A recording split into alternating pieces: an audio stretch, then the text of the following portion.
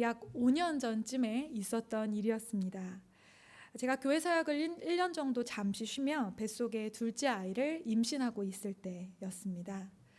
때마침 그때 큰아이가 학교를 들어가게 되면서 어려운 여러 공부와 숙제를 많이 따라갔어야 했는데 이제 시간이 많으니 공부도 봐줄 수 있고 또 그동안 못해줬던 집밥도 많이 해먹일 수 있겠다고 감사하며 행복하게 시간을 보내고 있었습니다. 하루하루를 엄마로서 참 바쁘게 또 뿌듯하게 보내고 있었습니다. 이제서야 엄마로서 제대로 뭔가 역할을 하고 있는 것 같은 벅찬 감정에 하루하루가 정말 저는 행복했었습니다. 그런데 그러던 어느 날 큰 아이의 책가방을 정리하다가 수업 시간에 적은 것 같은 한 노트를 발견하였습니다. 그리고 거기에 적혀있던 글을 읽고 저는 큰 충격을 받았습니다. 질문은 적혀져 있지 않았지만 추측하건대 엄마와 아빠의 좋은 점과 나쁜 점을 적어보라는 그런 질문에 아이가 노트에 대답을 적은 것 같습니다. 제가 저희 아이가 적었던 것을 그대로 읽어 드리겠습니다. 한민, 좋은 점, 찬양 잘함, 나쁜 점, 많이 혼냄. 이건미, 좋은 점, 요리 잘함. 와우. 나쁜 점, 많이 혼냄. 엄마든 아빠든 많이 혼내는 존재였던 것이죠. 약 5개월의 기간을 엄마로서 열심히 살고 있었던 제게는 정말 충격적인 성적표가 아닐 수 없었습니다. 저는 그때 진심으로 이렇게 생각했습니다. 아, 이 길이 내 길이 아닌가 보다. 아마 모든 부모님들의 비슷한 고민이 떠오르시지 않으실까 생각이 듭니다. 우리가 사랑하는 자녀를 사랑 없이 질책만 한다면 자녀에게 좋은 변화를 기대하기란 어렵습니다. 그러나 그렇다고 해서 무작정 사랑으로 참고 기다리기만 하는 것도 온전한 사랑은 아닐 것입니다. 그 두 가지 양육의 태도 사이에서 균형을 잘 잡는 것이 우리의 자녀들을 건강하게 변화시키고 키워나갈 수 있는 가장 좋은 방법이겠지요. 이 땅에 오신 예수님도 마찬가지로 고민하셨던 것 같습니다. 성경에서 예수님께서 불같이 화를 내시거나 무언가를 저주하시는 모습은 흔히 볼 수 있는 모습은 아닙니다. 사랑의 예수님은 언제나 약한 자들과 함께 해주시고 사랑과 화평을 우리에게 가르쳐 주시는 분이시기 때문입니다. 그러나 예수님께서 예루살렘에 들어오신 이후부터 태도가 바뀌기 시작하셨습니다. 아무런 힘도 능력도 없는 무화과 나무를 저주하시고 하나님을 예배하기 위해 전국 각지에서 몰려온 사람들이 가득한 성전에서 사람들을 내쫓고 의자를 둘러 엎으십니다. 같은 이야기를 기록하고 있는 요한복음에서는 예수님께서 노끈으로 채찍까지 만들어 휘두르셨다라고 기록하고 있습니다. 사랑과 평화의 메시지, 인내와 오래 참아주는 것만으로는 더 이상의 변화를 기대할 수 없게 되신 예수님께서 예수님의 공생애의 마지막 사역, 그 일주일을 시작하시며 확실하고 분명하게 잘못된 것들을 고쳐주시고자 하는 그런 마음을 먹으신 것 같습니다. 예수님께서 이렇게 확실한 태도의 변화를 통해 호된 꾸지람을 통해 당시 유대인들에게 그리고 오늘을 사는 우리에게 무엇을 말씀하시고자 하는 걸까요? 말씀을 살펴보며 함께 하나님의 음성을 듣기 원합니다. 오늘의 핵심 사건인 성전 척결 사건을 잘 이해하기 위해서는 우리는 그 앞에 기록되고 있는 무화과 나무 사건부터 함께 살펴봐야 합니다. 나귀를 타시고 군중들의 환호를 받으시며 예루살렘에 입성하셨던 예수님께서 성전을 먼저 한번 답사하신 후 다시 베다니로 가십니다.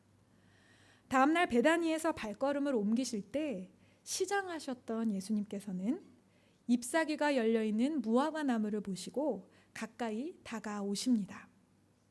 그런데 가까이 와서 보니 잎사귀 외에는 아무것도 열려있지 않은 무화과 나무를 보시고는 이제부터는 영원토록 열매를 맺지 못하리라 말씀하십니다. 예수님은 정녕 배가 너무 고프셔서 열매 맺을 때도 되지 않은 무화과 나무에게 화가 나셨던 것일까요? 오늘 주어진 이 구절만을 읽고 의미를 찾으려 한다면 예수님의 모순된 행동에 우리는 고개를 갸웃거릴 수밖에 없게 될 것입니다. 그러나 이 무화과 나무 사건에는 성전 척결 사건으로 이어지는 굉장한 의미가 담겨져 있습니다. 성경 속에서 무화과 나무는 무엇을 상징할까요? 예레미야와 미가의 말씀을 함께 읽어보도록 하겠습니다. 예레미야 8장 13절 말씀입니다. 여호와의 말씀이니라. 내가 그들을 진멸하리니 포도나무에 포도가 없을 것이며 무화과 나무에 무화과가 없을 것이며 그 잎사귀가 마를 것이라. 내가 그들에게 준 것이 없어지리라 하셨나니. 미가 7장 1절 말씀입니다. 재앙이로다 나여 나는 여름 과일을 딴 후와 포도를 거둔 후 같아서 먹을 포도송이가 없으며 내 마음에 사모하는 처음 익은 무화과가 없도다. 아멘. 무화과를 맺지 못하는 무화과 나무는 심판을 피하지 못하고 멸망하게 된 이스라엘을 상징합니다. 멀리서는 무성한 잎사귀가 보였지만 가까이에서 보니 열매가 전혀 없었다는 것은 겉으로는 율법을 잘 지켜 신앙이 정말 좋은 것처럼 보이지만 사실은 믿음의 열매가 하나도 없는 바리새인들의 신앙의 상태요, 그들이 장악하고 있는 성전의 영적 상태를 말하고 있는 것이었습니다. 예수님께서는 어떤 믿음의 열매 하나도 맺지 못한 채 외식과 형식, 탐욕과 속임수로 가득 찬 유대 종교 지도자들, 그리고 가장 거룩해야 하지만 이미 가장 타락해버렸던 예루살렘 성전에 긴급하게 임한 하나님의 심판의 메시지를 선포하신 것입니다. 열매 맺지 못한 이스라엘, 거룩의 모양은 있으나 믿음의 열매는 전혀 맺지 못했던 예루살렘의 성전, 대체 이곳에서 무슨 일이 벌어지고 있었던 것일까요? 여러분, 성전은 어떤 곳입니까? 성전은 거룩하신 하나님과 죄인인 사람이 만나는 곳입니다. 이스라엘 백성들이 하나님께 제사를 드리고 예배를 드릴 수 있는 유일한 장소였습니다.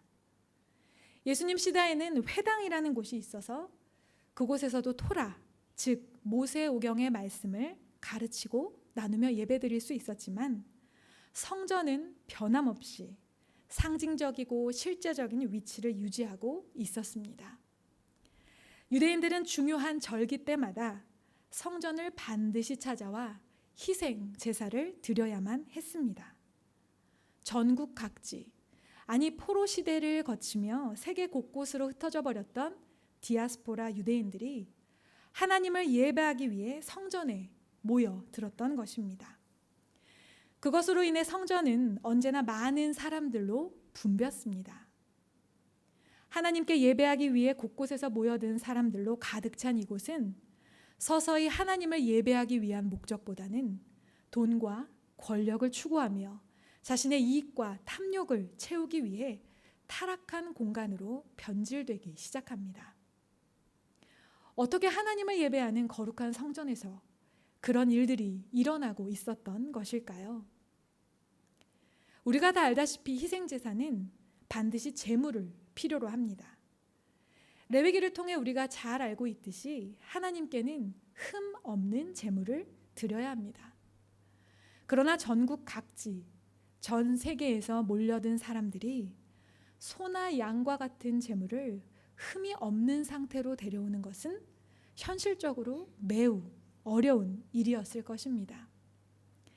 그래서 신명기에서는 돈을 싸가지고 와서 정해진 장소에서 재물을 사는 것을 허용하고 있습니다.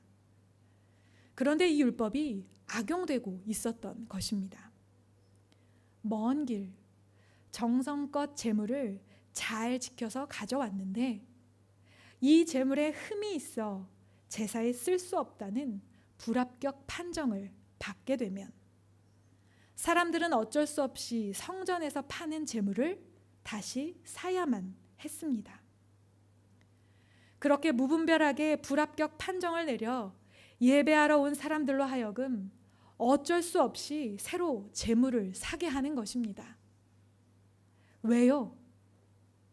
재물을 파는 장사꾼들과 재물을 감별하는 성전 종사자들 사이에 뒷돈이 얽혀 있었던 것입니다. 불합격 판정을 많이 내릴수록 재물은 더욱 많이 팔릴 것이고, 그렇게 돈을 많이 벌게 된 장사꾼들은 고맙다는 의미로 얼마간의 뇌물을 성전 종사자들에게 건넸을 것입니다. 또한 성전에 내야 하는 성전세는 반드시 세겔화로 내어야만 했습니다. 그 화폐는 예루살렘 인근에서만 주조되는 화폐였습니다. 평범한 사람들이 가지고 있었던 로마의 화폐를 세겔화로 환전하는 과정에서 부당한 수수료를 부과하고 또한 그 수익을 성전 관리자들과 나누어 먹고 있었음을 충분히 예상할 수 있습니다. 성전은 그야말로 검은 돈이 오고 가는 부패하고 썩은 시장터가 되어 버린 것입니다. 예수님은 그 모든 것을 알고 계셨으며 하나님의 성전을 더럽히는 그런 장사치들을 내쫓으며 말씀하십니다. 마가복음 11장 17절 말씀입니다. 제가 읽어드리겠습니다. 이에 가르쳐 이르시되 기록된 바 내 집은 만민이 기도하는 집이라 칭함을 받으리라고 하지 아니하였느냐. 너희는 강도의 소굴을 만들었도다 하시매. 예수님이 말씀하셨던 성전은 어떤 곳입니까? 여기서 내 집은 요한복음에 따르면 내 아버지의 집입니다. 즉 아버지 하나님의 집이란 뜻입니다. 이 말은 교회의 주인이 누구인지를 정확히 알려줍니다. 여러분, 교회의 주인은 누구입니까? 성전의 주인, 곧 교회의 주인은 하나님이십니다. 그런데 유대의 종교 지도자들은 하나님의 집에서 자신의 배를 불리며 자신의 이익을 추구하며 마치 자기 것인 양 주인 행세를 하고 있었습니다. 예수님은 이들에게 하나님의 집을 강도의 소굴로 만들었다고 꾸짖으십니다. 이들은 마치 강도처럼 하나님의 집을 자기의 것으로 빼앗아 버렸습니다. 다른 사람의 소유를, 다른 사람의 하나님을 향한 마음과 열심을 폭력적으로 갈취하였습니다. 또한 예수님은 성전을 만민의 집이라 말씀하셨습니다. 이 말은 교회가 누구를 위해 존재해야 하는지를 보여줍니다. 교회는 만민, 즉 모든 사람을 위해 존재합니다. 만민은 모든 민족, 모든 백성, 열방, 즉 모든 사람을 가리킵니다. 만민이라는 단어를 접하면 떠오르는 성경 구절이 있습니다. 바울이 쓴 갈라디아서 말씀입니다. 갈라디아서 3장 28절 말씀 함께 읽어보도록 하겠습니다. 너희는 유대인이나 헬라인이나 종이나 자유인이나 남자나 여자나 다 그리스도 예수 안에서 하나이니라. 아멘. 유대인이나 이방인이나 종이나 자유인이나 남자나 여자나 부자나 가난한 자나 노인이나 청년이나 상관없이 모두가 포함되는 단어가 바로 만민입니다. 인종, 민족, 성, 지위, 빈부의 격차, 세상이 구분짓고 말하는 그 어떤 조건에도 상관없이 모두를 위해 열려 있는 곳이 바로 성전이어야 한다는 예수님의 말씀이었습니다. 성전에서 일하는 사람들은, 종교 지도자들은 성전이 참으로 만민의 집이 될 수 있도록 모든 사람들을 차별 없이 돕고 그들이 차별 없이 예배드릴 수 있는 기회를 제공하는 만민을 섬기는 자가 되어야 했습니다. 그러나 그들은 오히려 반대로 성전을 특별한 집단의 특별한 이익을 위한 자기들만의 것으로 만들어가고 있었던 것입니다. 오늘 본문 속에서 예수님은 특별히 비둘기 파는 자들을 내쫓으셨다고 콕 집어 기록하고 있습니다. 하나님께 드리는 예물 중 가장 가난한 사람들이 준비하는 예물이 비둘기입니다. 그런데 가난한 사람들이 겨우 준비할 수 있는 그 비둘기마저 성전 장사꾼들이 자기들의 이익을 취하는데 이용하고 있었던 것입니다. 먼 길을 힘겹게 형편을 따라 정성껏 준비하여 하나님을 예배하기 위해 찾아온 가난한 사람들이 하나님을 예배할 수 있는 그 길을 차단하고 방해하고 있었던 것입니다. 성전을 지배하며 자신들의 배를 불리던 이들에게는 가난한 사람들의 가난은 전혀 걸림돌도 신경 쓸 일도 아니었습니다. 예수님은 정말로 화가 나셨습니다. 부패한 성전의 영적 상태를 깨달을 리 없는 성전 종사자들은 거룩한 성전에서 채찍을 휘두르며 상을 뒤엎고 의자를 뒤엎으시는 예수님을 어떻게 죽일까 꾀하기 시작합니다. 같은 사건을 기록하고 있는 요한복음에서는 유대인들이 예수를 찾아와 당신이 이렇게 성전을 뒤엎을 만한 자격이 과연 있는지 표징을 보여달라 요구합니다. 예수님의 이런 대담한 행동이 정당화될 수 있는 그 이유를 달라는 것입니다. 한마디로 네가 뭔데? 네가 누구인데 이런 행동을 하느냐 따져 묻는 것입니다. 요한복음 2장 18절부터 21절의 말씀입니다. 함께 읽어보겠습니다. 이에 유대인들이 대답하여 예수께 말하기를 네가 이런 일을 행하니 무슨 표적을 우리에게 보이겠느냐? 예수께서 대답하여 이르시되 너희가 이 성전을 헐라 내가 사흘 동안에 일으키리라. 유대인들이 이르되 이 성전은 46년 동안에 지었거늘 내가 3일 동안에 일으키겠느냐 하더라. 그러나 예수는 성전된 자기 육체를 가리켜 말씀하시는 것이라. 아멘. 내가 대체 누구이길래 이런 행동을 하느냐 묻는 이들에게 예수께서 성전을 헐어버리면 사흘 만에 다시 일으키겠다 말씀하십니다. 예수님의 말씀의 의미를 아시겠습니까? 예수님께서 말씀하시는 성전은 눈에 보이는 건물이 아니었습니다. 십자가에 못 박혀 죽었다가 사흘 만에 부활하실 자기 몸을 가리켜 말씀하셨던 것입니다. 구약의 성전과 제사는 메시아의 온전한 제사를 예표하는 것이었습니다. 성전과 제사를 통해서만이 죄인인 인간이 거룩하신 하나님을 만날 수 있었고 그분 앞에 감히 설 수 있었습니다. 그러나 이제는 예수님께서 이 땅에 오시고 십자가에서 그 구속의 사역을 성취하심으로 우리가 하나님을 만날 수 있는 유일하고 영원한 길이 되어 주셨습니다. 그렇기에 예수님은 성전 그 자체이셨던 것입니다.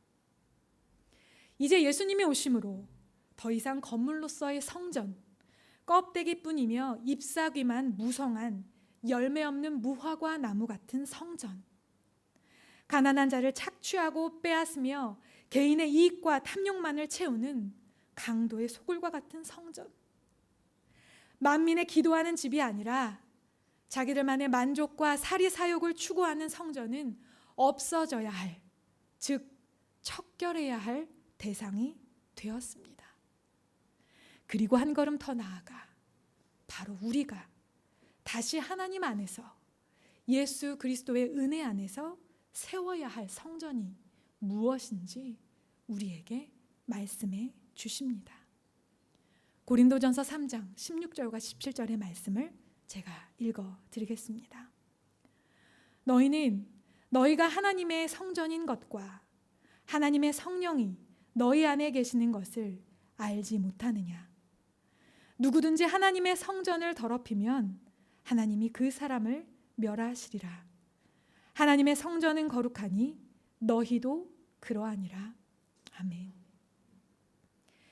예수님께서 척결하셨던 부패한 건물 성전의 시대는 이제 지났으며 너희가 바로 그 성전인 시대가 시작되었음을 오늘 우리에게 말씀하십니다.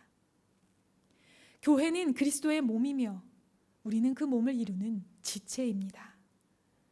그리고 이제는 한 걸음 더 나아가 우리 각자가 바로 그 성전임을 기억하기 원합니다. 많은 교회들이, 또한 많은 믿음의 사람들이 오해하는 것이 있습니다. 성경이 말하는 교회가 우리 생명의 말씀 교회와 같은 어떤 하나의 보이는 교회라는 것입니다. 생명의 말씀 교회라는 하나의 몸을 이루고 또 다른 한인교회가 또 다른 하나의 몸을 이룬 것이 성경이 말하는 교회라고 생각하는 것입니다. 이러한 생각을 어려운 말로 개교회주의라고 합니다. 그러나 예수님께서 말씀하신 성전, 즉 교회는 이렇게 하나하나 따로 떨어진 교회가 아닙니다. 이 땅에 존재하는 모든 그리스도인들이 합하여 하나의 그리스도의 몸을 이루는 것이 바로 교회입니다. 이것을 어려운 말로는 공교회라 부릅니다. 예수님께서 말씀하신 만민이 기도하는 집이라는 표현은 바로 이 공교회를 관련하여 말씀하신 것이라 할 수 있습니다. 조금 더 설명을 드려보겠습니다. 어떤 한 교회가 사회적으로 지탄을 받을 만한 부도덕한 일을 저지릅니다. 우리는 압니다. 우리 교회가 그러지 않았다는 것을요. 그러나 교회 밖의 사람들은 그 하나의 교회의 잘못으로 보지 않습니다. 그냥 교회는 다 저렇게 부도덕하다고 생각합니다. 이것이 바로 공교회를 이해하는 가장 쉬운 설명입니다. 더 나아가 일상에서 비신자들은 본인들이 만나고 경험하는 어떤 한 명의 크리스천을 통해 크리스천 전체에 대한 선입견을 가지게 됩니다. 가족 중 가장 뒤늦게 예수님을 영접하신 저희 친정 아버지께서 오랜 기간 예수님을 영접하는데 걸림돌이 되었던 것이 있습니다. 바로 크리스천이라고 하는 사람들과 함께 사업을 하시면서 그들이 속이고 부도덕하게 행동하는 것을 보셨는데 그 경험이 아버지께는 믿는 사람들이 다 그 모양이더라 라는 부정적인 선입견으로 남아 버렸던 것입니다. 우리가 성전이 되어야 한다는 것은 결국 오늘 예수님께서 본문을 통해 성전을 척결하시면서 하신 그 말씀이 가장 먼저는 나 개인을 향한 말씀으로 해석되어야 한다는 것입니다. 나 자신이 먼저 세상 사람들로 하여금 하나님을 만날 수 있게 해주는 매개가 되어야 하며, 내 인생은 내 집이 아니라 하나님 아버지의 집이심을 믿으며 살아야 하는 것이고, 어떤 차별도 세상적인 기준도 다 내려놓고 내게 허락하시고 만나게 하신 그 만민을 사랑하고 포용하며 그들을 하나님께로 인도하는 성전의 삶을 내가 먼저 살아야 한다는 것입니다. 이것이 오늘 우리가 성전으로서 살아가야 할 삶의 모습이어야 합니다. 예수님은 껍데기뿐인 성전을 척결하셨고 예수님께서 성전 자체이심을 선포하셨습니다. 그리고 오늘을 사는 우리에게 너희가 하나님의 성전임을 기억하며 거룩하라 말씀하십니다. 우리 한 명 한 명은 우리 자신이 성전, 즉 교회임을 믿고 예수님이 정말 원하시고 바라시는 성전의 모습으로 깨어 있어야 합니다. 또한 그런 성전 하나하나가 모여 이루는 우리 생명의 말씀교회 공동체는 예수님의 호된 꾸지람을 우리를 향한 사랑과 회복의 메시지로 받아들이고 만민이 함께 기도할 수 있는 집이 될 수 있도록 준비해야 합니다. 우리만의 생각과 우리만의 색깔과 우리만의 기준을 다 내려놓고 다른 생각, 다른 삶, 다른 문화를 가진 이들까지도 편하게 머물며 예수님을 만나고 하나님을 예배할 수 있는 교회로 만들어 나가야 합니다.